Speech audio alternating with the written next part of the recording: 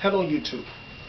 What I'm in the process of doing is putting together a series of small, short music tutorials to show the guy that can play guitar already these chords, because he can't find the sheet music, or the sheet music is out of print, or just can't figure out the chords. Unfortunately, this video is not geared towards the beginner, because I'm not qualified to teach. I'm just showing some things that I know, and hope that this will help some guys out there that want to learn how to play these songs, can't find the sheet music, and can't figure it out with the chords. So that's where I kind of fit in, as opposed to the traditional play-along tutorial where you sit and watch me play this song for 6 minutes. We're not going to do that. My approach is to basically teach you the chords, and that's basically it. When we get to the turnaround point in the song, then I stop the music, then I show you what I played. That's how I do it. And I think that should be helpful to people that just want to kind of get to the chase. So without any further ado, what we're going to do here today is we're going to tackle Mr. Magic by Grover Washington. One of my all-time favorites. And it's not a very difficult song to play.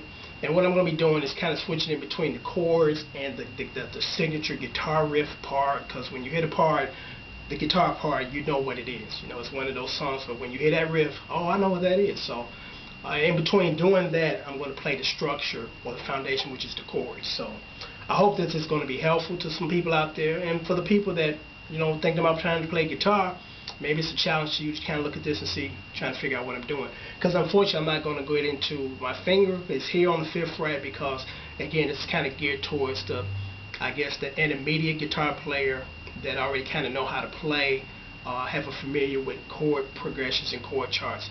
For you guys that want to learn how to play guitar, I suggest that you find a physical guy and let him teach you, and then you develop your craft. Because there's nothing wrong with trying to figure it out by yourself, but if you try to figure it out by yourself, you're going to spend 2 or 3 years doing wrong things, and then you're going to have to spend another 2 or 3 years correcting them and do the right thing. So the right thing is to find a guy or female, whatever the case may be, and find someone that can show you and teach you, you know.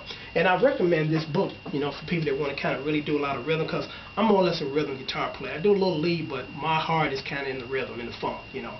So I would strongly recommend this book because it has a visual of the chords, and what's important is it gives you the different inversions, meaning that same chord but different position on the neck, different note sequence, which gives you a different sound. So with that said, we're going to get started, and then after I get to the point where we turn around, then I will show you how to you know, the chords I'm playing. So it shouldn't be that difficult, so let's get started. I have to turn on my guitar a little louder so you guys can hear me.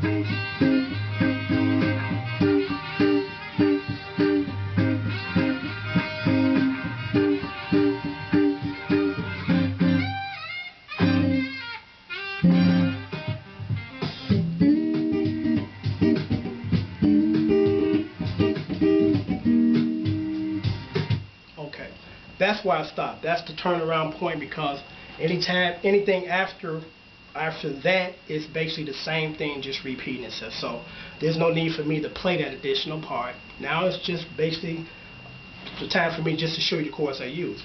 Now basically the two chords that kind of rock back and forth as far as kind of like the verse, but of course there's no vocals, but it's basically a C minor 7.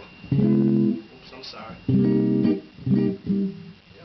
Right on the 6th string, and it's the 7th fret, 8th fret, 5, 6, 7. So, and then the second chord is F9, the famous James Brown chord, F9, right on the E string. Should I say the right on the 8th string? I'm sorry. Right on the 5th string, easier. And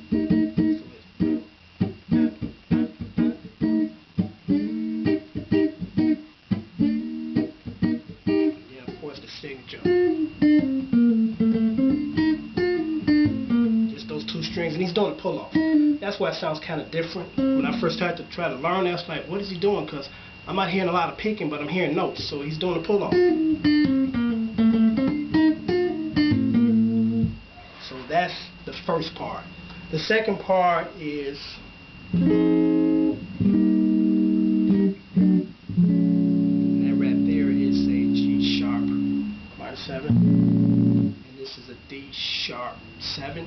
Right on the 5th string, and this is a G sharp major. And this particular chord here, it looks like a major chord, but I take the pinky off, which makes it, by definition, according to the book, it's a G minor parentheses major 7. So again, that's a G minor parentheses major 7. George Benson used this particular chord in a lot of his songs. He used it in This Masquerade and a couple of others. It has a very unique sound. When you remove that pinky, gives it a different tonality. So that's I showed you the first part. That's the second part that I just showed you. The third part is a D sharp major 7, then G sharp, just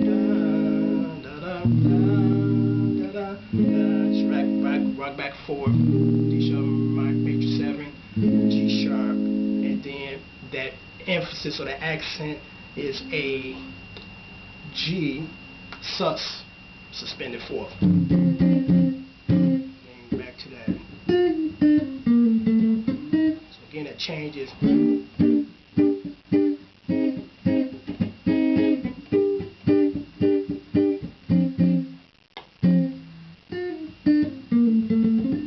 So that's basically the whole song.